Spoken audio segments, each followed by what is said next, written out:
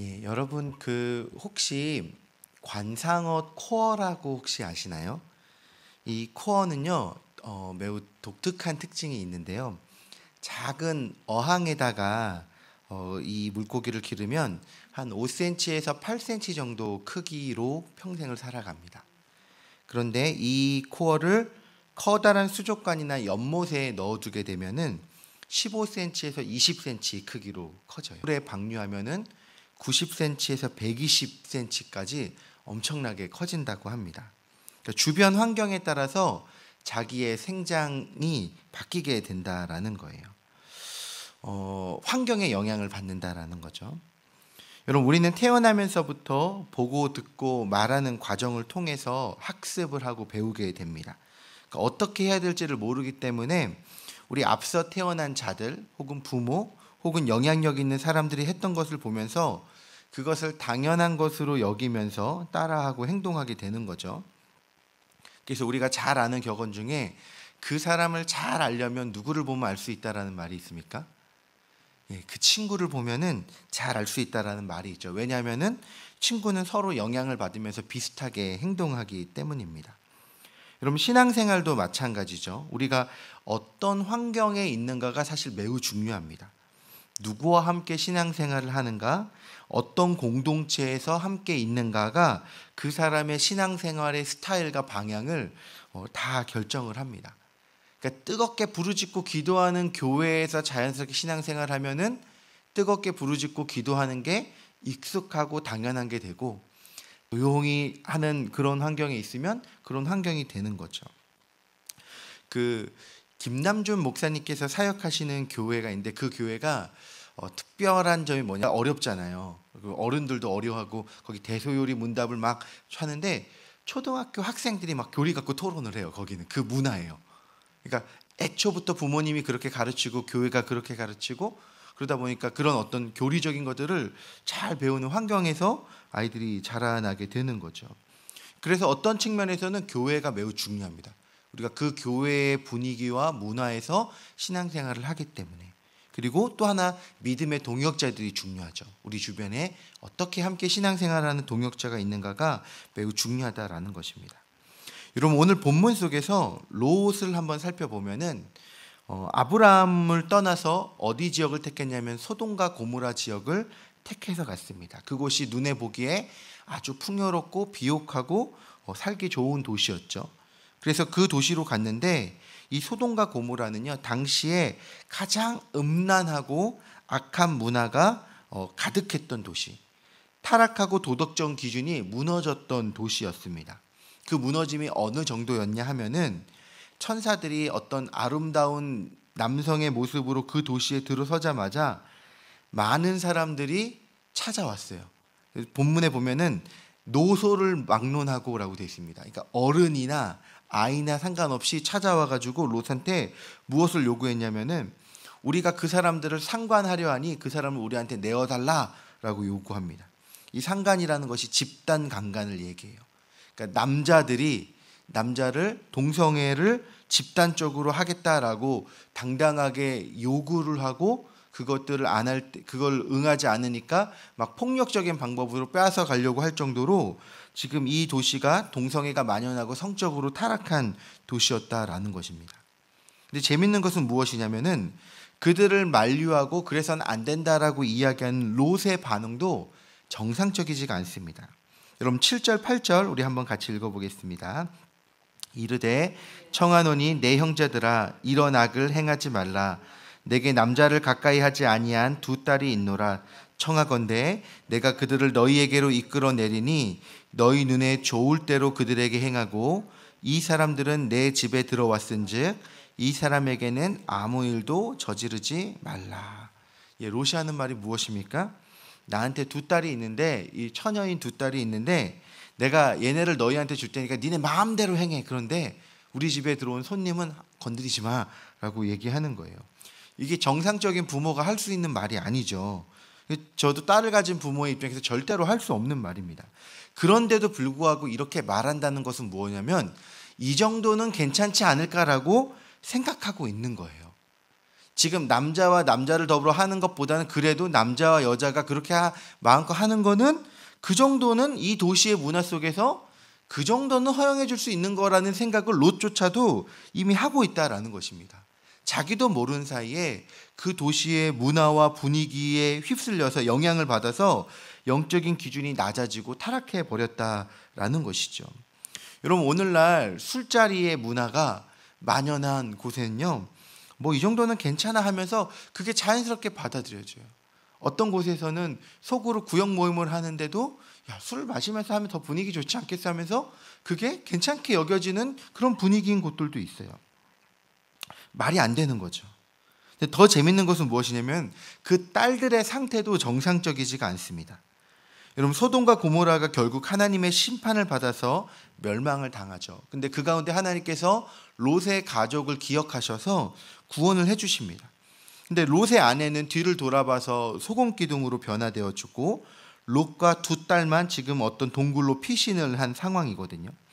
근데 그 상황에서 두 딸의 반응이 무엇이냐면은 30절부터 35절까지의 내용인데, 이제는 이 땅이 멸망하고 우리가 결혼할 사람들이 없기 때문에 우리가 아버지한테 술을 먹여가지고 취하게 하고, 오늘은 내가 아버지와 관계를 맺고 내일은 너가 아버지와 관계를 맺어서 우리 자손을 이어가게 하자라고 자매들끼리 이야기를 해가지고 실제로 그것을 실행에 옮깁니다. 아버지를 술을 취하게 해가지고 그 밤 사이에, 하루 이틀 사이에 아버지와 관계를 맺어서 그렇게 해서 자녀를 낳아요. 그 자녀가 모압 자손의 이제 선조가 되고 암몬 자손의 선조가 됐다라고 성경이 이야기를 하고 있는 거죠. 여러분, 두 딸의 이러한 판단과 반응은 어디에서 나온 것입니까? 소돔과 고모라에 정착하게 살아가면서 그 문화 속에서 판단하고 이것은 괜찮다라고 여기는 그 환경의 영향을 받았다는 거예요. 너무나 비정상적인데 그 환경 속에서 당연하게 만연되다 보니까 누구도 그것이 이상하다라는 것을 인지하지 못하고 있다라는 것이죠. 여러분, 오늘날의 시대를 보면은 이 시대의 가치관이 다 무너지고 타락해져 가고 있는 시대입니다. 기준들이 다 무너지고 있어요. 여러분, 예전에 동성애라고 하면은 사회적인 분위기가 매장당하는 분위기였습니다. 예전에 그 홍석천이 동성애를 처음 커밍아웃 했을 때 1990년대 그때 어떻게 되냐면 사회에서 격리를 당했어요. 이건 말도 안 된다 하면서 방송에서 몇십 년간 이제 매장을 당했죠. 하리수라는 트랜스젠더가 방송 CF에서 나왔는데 그때 많은 사람들이 엄청난 충격을 받고 우리 사회가 이렇게 무너졌냐, 이들이 어떻게 매스컴에 나와서 광고를 찍을 수 있냐 하면서 용인되지 않는 분위기였습니다. 근데 불과 10년, 20년이 지난 지금은 어떻습니까? 동성애가 나쁘다라고 하면 사회 속에서 인권을 모독하는 사람이라는 비판을 받고 있습니다. 소수자를 차별하는 사람으로 매도되고 있고요. 오늘날 교회에서는 동성애가 악이다라고 가르치면 안 된다라는 사회적인 압박을 계속적으로 받고 있습니다. 오히려 종교계가 해명을 해요. 뭐라고 하냐면 우리는 성경에서 가르치고 있기 때문에 어쩔 수 없이 그러고 있는 거야 라는 식으로 반응하고 있어요. 모든 성적인 기준들이 이미 다 무너졌죠. 여러분, 미국에서는 이미 동성애가 합헌이고요. 그것이 잘못됐다고 이야기하면은 고소를 하면은 잡혀갑니다. 그런 지경에 이르렀다는 거예요. 시대가 점점 타락해지고 정상적인 기준들이 다 무너져가고 있는 시대를 이제 우리가 살아가고 있는 거죠. 제가 다음 세대 청소년들을 많이 교육하고 아이들과 대화를 하는데요. 이 아이들은 이 시대 가운데 동성애는 자연스러운 인권의 하나로 받아들이고 있습니다. 실제로 학교에서 그렇게 배우고 있어요. 교과서가 그렇게 나옵니다. 교회에서 그것들이 아니다라고 가르치는데 상당한 설득을 해야 되는 시대가 되고 있다라는 거예요. 여러분, 우리가 이런 시대를 살아가면요, 자연스럽게 이제는요 그것이 점점 익숙해지고 당연하게 여겨지고 그럴 수도 있다라는 생각을 갖게 되는 거예요. 시대의 가치관이 무너지고 있는 거죠. 여러분, 이런 시대 가운데는 점점 소돔과 고모라처럼 망해갈 수밖에 없는 것입니다. 여러분, 그래서 이런 시대 가운데 성도들이 어떤 모습과 어떤 태도로 살아가고 있는가가 너무나 중요한 거예요. 여러분, 우린 그런 측면에서 믿음의 환경, 은혜의 환경 속에 거할 수 있어야 됩니다. 세상의 문화와 가치관 속에 파묻혀서 그 문화 속에서 자연스럽게 있는 것이 아니라 예배 자리에 있고요. 하나님의 말씀을 듣는 자리에 있고요. 함께 무릎 꿇고 기도하며 안타까워할 수 있는 그런 자리 속에 함께 어울려 있어야 된다는 것입니다. 교회 공동체와 믿음의 지체들과 함께 어울려서 우리의 믿음과 신앙이 하나님 앞에 더 은혜를 추구하고 하나님의 말씀 앞에 돌아볼 수 있는 그런 자리로 향해 있어야 된다라는 것이죠. 두 번째로 우리를 피드백할 수 있는 환경이 필요합니다. 여러분, 우리가 누군가로부터 자기 스스로 자기의 어떠함을 깨닫게 될 수도 있지만 사실 쉽지가 않습니다. 다른 사람들을 통해서 지속적으로 피드백을 듣고 우리의 상황을 나눌 수 있는 공간이 필요합니다. 그것이 사실은 교회 공동체이지 않습니까? 하나님의 말씀 앞에 비추어서 나의 고민들을 이야기하고 하나님의 말씀을 기준으로 해서 내가 어떠한가를 늘 살펴볼 수 있어야 돼요. 여러분, 그래서 말씀이 중요합니다. 이 말씀이 우리에게 기준이 되는 거지 않습니까? 성경은 우리에게 이 말씀을 근거로 해서 좌로나 우로나 치우치지 말고 이 말씀이 너희 삶의 기준이 되라, 이 말씀을 따라가라라고 끊임없이 우리에게 가르칩니다. 개인적으로는 하나님의 말씀을 붙들을 수 있어야 되고요. 그것이 못하게 될 수도 있고 연약해서 말씀을 못 볼 수 있기 때문에 내 주변에서 나를 판단하고 나를 걱정해서 이야기해 줄 수 있는 아름다운 공동체 안에서 스스로 나를 돌아볼 수 있는 환경을 만들어야 한다라는 것입니다. 그리고 우리가 지향해야 될 명확한 지향점을 늘 생각해야 돼요. 여러분, 우리가 닮아야 할 분은 누구입니까? 예수 그리스도입니다. 그러니까 우리는 매 상황 속에서 이런 질문을 해보는 거예요. 예수님이라면 이 상황에서 어떻게 판단하셨을까? 예수님은 이것을 기뻐하실까? 아니면 안 하셨을까? 예수님이라면 어떻게 하셨을까를 우리가 어떤 선택을 내리기 전에 15초만 그것들을 고민하고 판단하고 행동한다면은 우리의 삶이 죄악에 문들고 타락하기보다는 더 하나님 앞에 거룩하고 정결한 삶으로 다가갈 수 있을 거라고 생각을 합니다. 말씀을 마무리하겠습니다. 여러분, 개구리를 삶는 법을 아시죠? 개구리를 삶을 때 뜨거운 물에 한번 팍 집어넣으면 뜨거워 하고서 개구리가 그냥 튀어져 나갑니다. 근데 개구리가 변온동물이거든요. 찬물에 담궈놓고 온도를 서서히 올리면은 그 온도에 적응하면서 좋다 하다가 어느 순간 익사돼서 죽게 됩니다.